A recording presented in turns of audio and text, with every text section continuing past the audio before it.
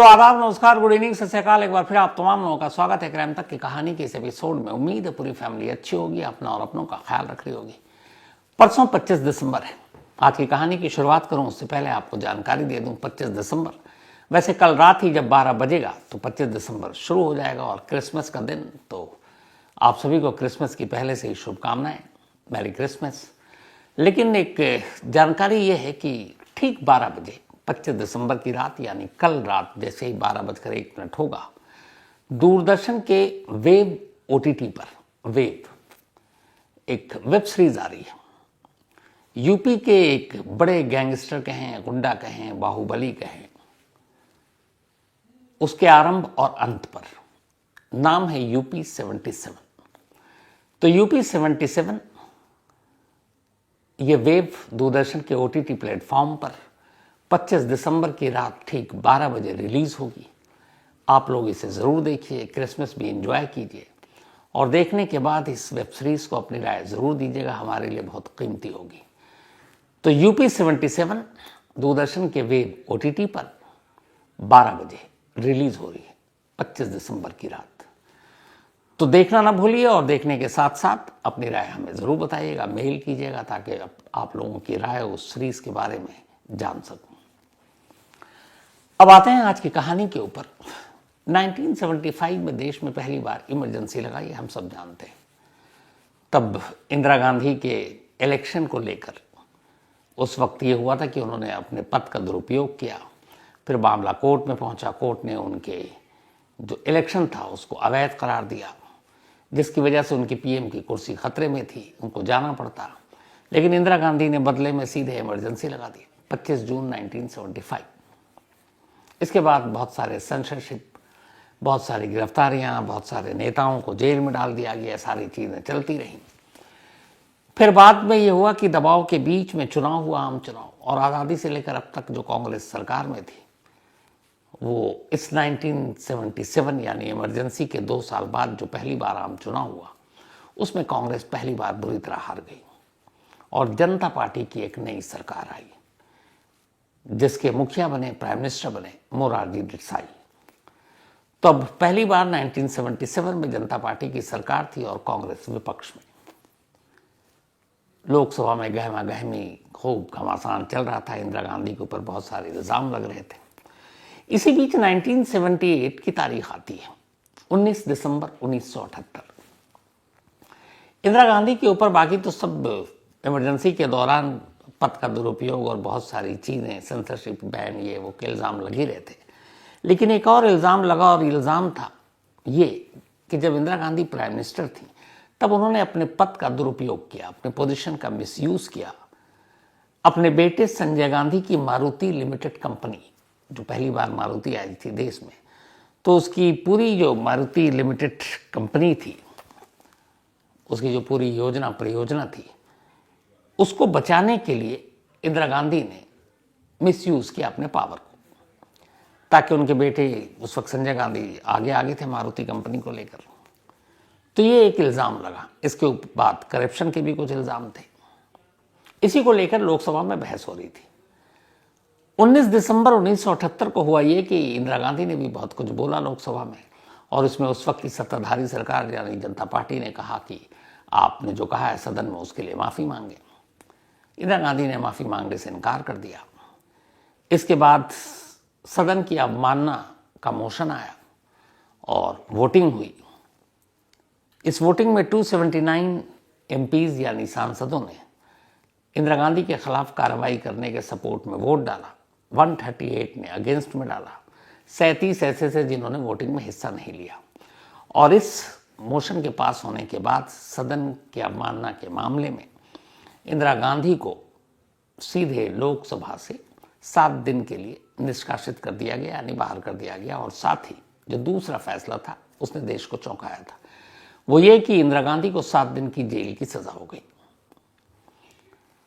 इंदिरा गांधी को मालूम था कि ऐसा कुछ होने जा रहा है, पर वो चाहती थी कि अगर उन्हें जेल भेजा जाए तो सीधे लोकसभा से भेजा जाए, यानी संसद भवन से, ताकि उनके कार्यकर्ताओं तक एक अच्छा मैसेज जाए, मीडिया में भी खबरें इस तरीके से आए। सरकार चाहती थी कि इंदिरा गांधी जब घर पहुंच जाएं तो खामोशी से उन्हें वहां से तिहाड़ भेज देंगे, लेकिन ऐसा हुआ नहीं और आखिरकार संसद के अवमानना के मामले में इंदिरा गांधी को 19 दिसंबर 1978 को सीधे संसद भवन से, वो पहली देश की ऐसी एक्स प्राइम मिनिस्टर थी जिन्हें संसद भवन से तिहाड़ भेजा गया।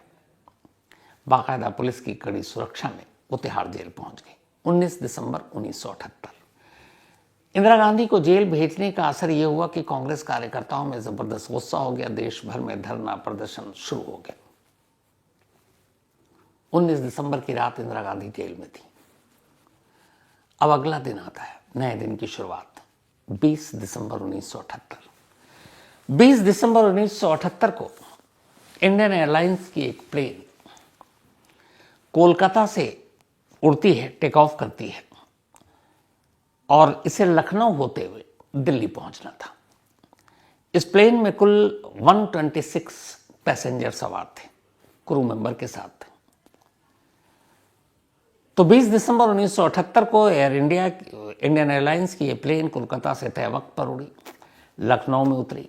लखनऊ में कुछ मुसाफिर उतरे, कुछ चढ़े और अब ये दिल्ली के पालम हवाई अड्डे के लिए उड़ान भर चुकी है। अब दिल्ली आने में सिर्फ 15 मिनट बाकी था, प्लेन अपने तय वक्त पर है।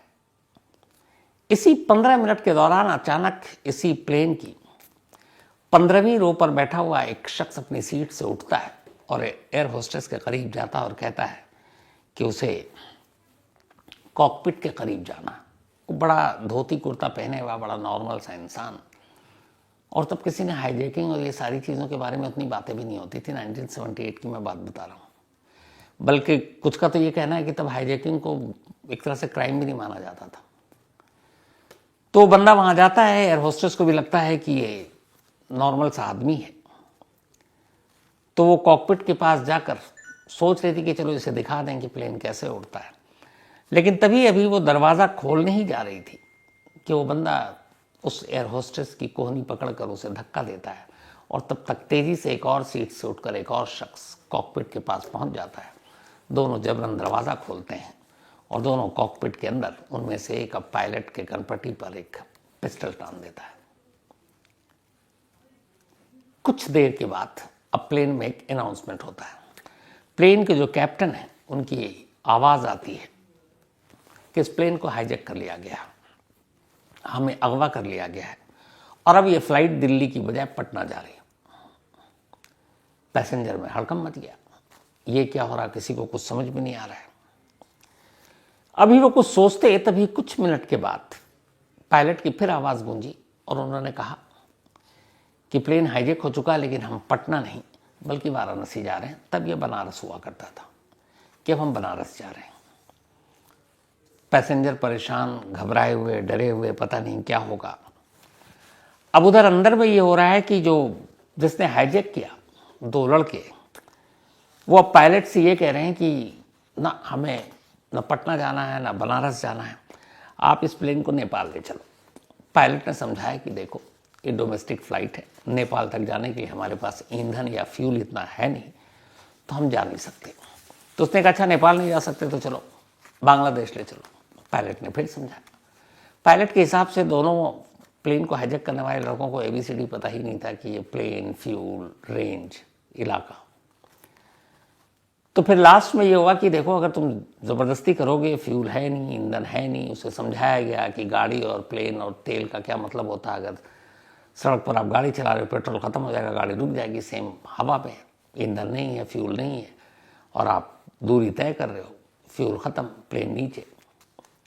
तब उन्हें समझ में आया और आखिरकार उन्होंने कहा कि ठीक है आप वाराणसी ले चलो। अब प्लेन वाराणसी पहुंच गया, लैंड कर गया। अब पूछा गया कि भाई ये बताओ कि तुम्हारी मांग क्या है। अब जब वाराणसी में प्लेन लैंड कर गया तो पायलट ने पूछा भाई आपने प्लेन हाईजैक किया, बताओ क्या मांग है। अच्छा, दोनों हाईजैकर के पास एक पिस्टल और एक के पास एक काले कपड़े में लिपटा हुआ एक हथगोला। उसने कहा हम इससे प्लेन को उड़ा देंगे। दूसरे के पास पिस्टल, उसने कहा हम गोली मार देंगे। तो जब लैंड कर गया तो उन्होंने कहा क्या मांग है।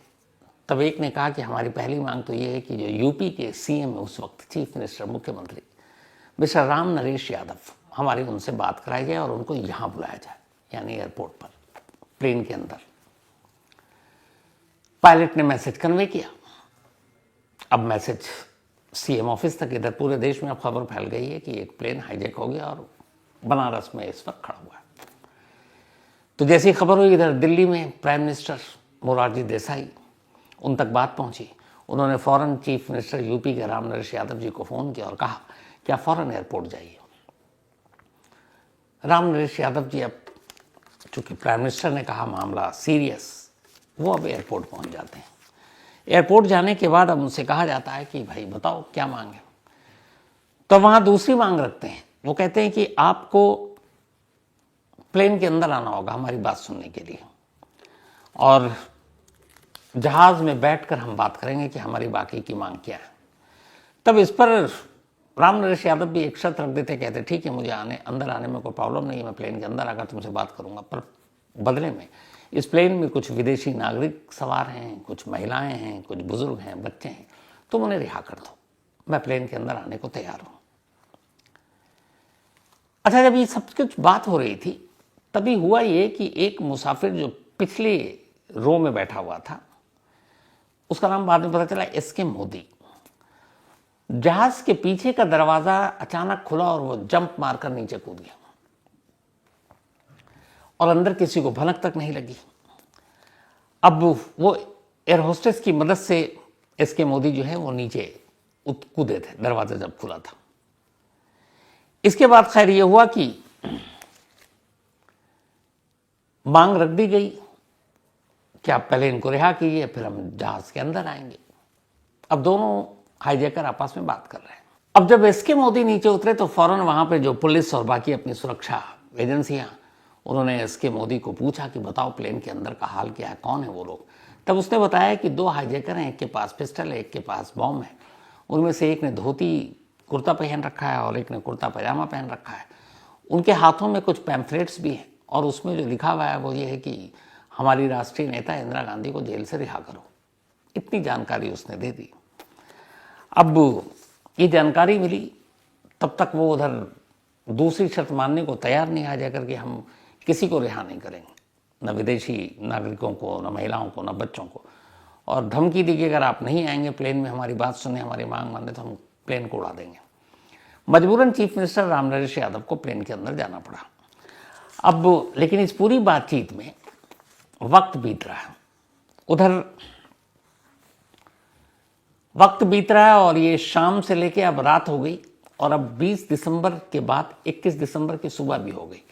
अभी तक सिर्फ ये चल रहा है कि आप फ्यूल भरो, नहीं तो हमको कहीं और जाने दो, और इधर से हुक्म ये कि प्लेन में ना फ्यूल भरो, ईंधन मत दो, और बातचीत करते रहो लंबी जितनी कर सकते हो। तो खैर उसके बाद राम नरेश यादव जो मुख्यमंत्री थे, उनसे जो हाईजैकर थे उनकी बात हुई। उसने उनके सामने 4 मांगे रखी। पहली मांग जो थी वो ये थी कि इंदिरा गांधी को फौरन जेल से रिहा किया जाए, जिन्हें एक दिन पहले गिरफ्तार किया गया था 19 दिसंबर को। दूसरी मांग ये थी कि इंदिरा गांधी के खिलाफ जितने भी मुकदमे केस डाले गए हैं जनता पार्टी की सरकार ने, वो सब फौरन वापस लिया जाए। तीसरी मांग थी कि मोरारजी देसाई की जो सरकार है जनता पार्टी की, ये सरकार मोरारजी देसाई इस्तीफा दें। और उनकी चौथी मांग ये थी कि इस प्लेन को अब लखनऊ ले चलिए और वहाँ मीडिया को बुलाइए, हम उनके सामने कुछ बात करेंगे। ये 4 मांग चीफ मिनिस्टर के सामने रखी गई। अब चीफ मिनिस्टर जो है बातों बातों में उनको टाल रहे हैं। रात से सुबह हो गई। इधर जब सुबह हो गई धीरे धीरे उन दोनों हाईजैकर्स को देख कर ही मुसाफिरों को भी अब डर खत्म हो गया था। उन्हें लगा कि ये अनाड़ी टाइप के हैं। उधर एयर होस्टेस और जो पायलट थे प्लेन के और को पायलट, उन्हें भी इन दोनों के हाव भाव देखकर ये समझ में आ गया कि इन लोगों को प्लेन के बारे में कोई जानकारी नहीं, एक भी जानकारी नहीं। वक्त बीत रहा है, सुबह हो गई। पायलट ने देखा कि इन दोनों से ज़्यादा डरने की ज़रूरत नहीं है। उसने अचानक पायलट ने इमरजेंसी स्लाइड का लीवर रिलीज कर दिया। जो गेट खुला हुआ था अब स्लाइड भी नीचे आ गया। जैसे हुआ एयर होस्टेस को इशारा किया गया, एयर होस्टेस ने उधर मुसाफिरों को इशारा किया और देखते ही देखते उस इमरजेंसी स्लाइड से एक एक कर मुसाफिरों ने कूदना शुरू कर दिया नीचे स्लिप करके। जब लीवर खींचा और वो सब जाने लगे और वो सब एक एक करके रनवे पर उतरने लगे, तब तक इन दोनों हाईजैकरों को कुछ समझ में नहीं आ रहा। लेकिन जब तक समझ में आया कि उन्हें रोकें, प्लेन में सवार 126 मुसाफिरों में से 60 नीचे उतर चुके थे। अब बाकी के बचे हुए हैं करीब 66। उन्हें खैर उसने रोक लिया, वही पिस्टल दिखाकर। अब इसके बाद फिर बातचीत चल रही है कि हमारी मांग पूरी करो। इधर सरकार की है कि मांग पूरी नहीं करेंगे, इनको उलझाओ और इन पर काबू पाओ। तब तक अब इन दोनों की पहचान हो चुकी थी। इनमें से एक का नाम था भोलानाथ पांडे और दूसरे का नाम था देवेंद्र पांडे। और पता चला कि ये दोनों इंदिरा गांधी के बहुत बड़े समर्थक हैं। इत्तेफाक से जब इनके नाम पता चला और ये पता चला कि ये दोनों कहाँ के हैं, तो फिर इन्हीं में से एक के फादर को वाराणसी एयरपोर्ट बुलाया गया। और ये दोनों यूपी के थे और वाराणसी के करीब कहीं इनमें से एक। तो जब नाम पता सब मिल गया तो फिर इसके फादर को कांटेक्ट किया गया एक हाईजैकर के, बोला गया आप आइए और आप ही बेटे से बात कीजिए, उसे समझाइए। तब एक के फादर एयरपोर्ट पहुंचते हैं और अपने बेटे से बात करते हैं भोलानाथ पांडे, और कहते हैं कि ये सब गलत है, तुम आ जाओ और सरेंडर कर दो। बाप की बातों का असर होता है। दोनों जो हाईजैकर थे वो दोनों कहते हैं ठीक है। इसके बाद वो अपना पिस्टल और अपना बॉम्ब वहीं पायलट के हवाले करते हैं और हाथ उठाकर नीचे उतर आते हैं। दोनों को पकड़ लिया जाता है। पायलट साहब इसके बाद गन और बम दोनों पुलिस के हवाले कर देते हैं। जब पुलिस उन दोनों को देखती है तो पुलिस की हंसी छूट जाती है। वो पिस्टल खिलौना था जो बच्चे खेलते हैं, और जब उस काले कपड़े में लिपटे हुए बॉम्ब को देखा गया तो उसको खोला गया तो वो क्रिकेट का बॉल था जिसको उन्होंने काले कपड़े में लपेट कर बांध दिया था। तो एक क्रिकेट के बॉल और एक बच्चों के खेलने वाले पिस्टल के साथ इन्होंने ये पूरा प्लेन हाईजैक कर लिया था। अब इन्होंने बताया कि और जब नीचे उतरे तो इंदिरा गांधी जिंदाबाद के नारे लगाते हुए उतरे। अब इनसे पुलिस ने पूरी पूछताछ की कि भाई ये क्या था, क्यों था। तब इन्होंने कहा कि जब इंदिरा गांधी को अरेस्ट किया गया तो हमें गुस्सा आया, तो हमें हमारे नेताजी ने कहा कि कुछ करो। तो नेताजी ने इन दोनों को 400 और 200 रुपए दिए और ये पैसे देकर कहा कि जाओ प्लेन को हाईजैक कर लो, फिर मांग पूरी होगी, इंदिरा गांधी बाहर आ जाएंगी। तो इसने कहा जो कुल 600 रुपये मिले इसमें से 350 रुपये के दोनों ने कोलकाता से दिल्ली के टिकट खरीदे प्लेन के। 350 में दोनों के टिकट आ गए थे और वाया लखनऊ। बाकी के पैसे इनके पास थे। अब इधर ये दोनों पकड़े गए, इनकी मंशा साफ हो गई। मामला उस वक्त बड़ा उठा लोकसभा में भी कि ये क्या है, बट हाईजैकिंग को लेकर उतनी सीरियसनेस और ये सारी चीजें नहीं थी। तो फिर ये हुआ कि मोरारजी देसाई उस वक्त जो प्राइम मिनिस्टर थे उन्होंने कहा नहीं, इसको मजाक में नहीं लेना चाहिए, क्योंकि अगर उनके पास ठीक है नकली पिस्टल है, बॉल है, बॉम्ब भी नहीं है, लेकिन अगर पायलट घबरा जाता और उस घबराहट में कुछ हो जाता तो प्लेन क्रैश कर सकता था। लेकिन उसे उस वक्त कहा गया था कि ये स्काई जोकिंग है, स्काई हाईजैकिंग नहीं है। साल के 1978 का सबसे बड़ा मजाक बनाकर इसे पेश किया गया था बाद में। और इसको जब बातें होती थी तो लोग हंसते थे, खिलौना लेकर और बॉल लेकर, जिसे ABCD पता नहीं प्लेन का, वो प्लेन को हाईजैक कर लेता। पूरे 13 घंटे तक ये ड्रामा चला था और फिर एक बाप के कहने पर दोनों ने सरेंडर किया। बाद में खैर इन दोनों को अदालत में पेश किया गया, भोलानाथ पांडे और देवेंद्र पांडे को, और इन दोनों को कुल 9 महीने और 28 दिन की सजा हुई। 9 महीने 28 दिन जेल में रहे। जेल से छूटने के बाद जब ये बाहर आए, इस दौरान में उधर इंदिरा गांधी 26 दिसंबर को ही, 19 दिसंबर को गिरफ्तार हुई थी, 7 दिन के लिए तिहाड़ भेजा गया था। 26 दिसंबर को बाहर आ गई थी और जनता पार्टी सरकार का उन्हें जेल भेजना कांग्रेस के लिए फायदेमंद हो गया। लोगों में हमदर्दी की लहर हो गई। उधर जनता पार्टी के अंदर अपनी ही फूट भी हो गई। जनता पार्टी के नेता ही इस बात के खिलाफ थे कि इंदिरा गांधी को जेल भेजे, इससे कांग्रेस एकजुट हो जाएगी। और वही हुआ। धीरे धीरे इंदिरा गांधी के खिलाफ जो 1975 में इमरजेंसी लगाने को लेकर गुस्सा था, अब जनता पार्टी की आपसी फूट की वजह से वो सरकार चल ही नहीं पाई। 1980 में दोबारा चुनाव हुआ और इंदिरा गांधी भारी बहुमत से चुनाव जीतकर देश की दोबारा प्रधानमंत्री बन गई। जनता पार्टी सरकार से बाहर हो गई। इस दौरान में जब ये दोनों को 9 महीने 28 दिन जेल भेजा गया, तो अब 1 साल के बाद ये भी बाहर आ गए 1979 में। जब बाहर आए तो अब इन दोनों का भी हर तरफ नाम कि भाई ये वो है जो जिन्होंने प्लेन हाईजैक किया था, वो भी इंदिरा गांधी की रिहाई की मांग के लिए। तो जाहिर सी बात है, अपने देश में जो पॉलिटिक्स का आलम है, दोनों को कहा गया तो बहुत अच्छे लोग हैं, नेता हैं, कांग्रेस ने इन्हें टिकट भी दे दिया।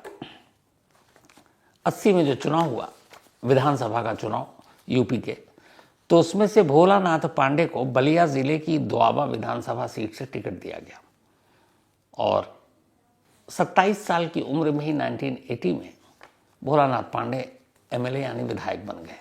इसके बाद फिर दोबारा जब चुनाव हुआ तो फिर ये दोबारा भी विधायक बने। हालांकि उसके बाद फिर कभी नहीं जीते, लेकिन कांग्रेस पार्टी में कई पद पर रहे।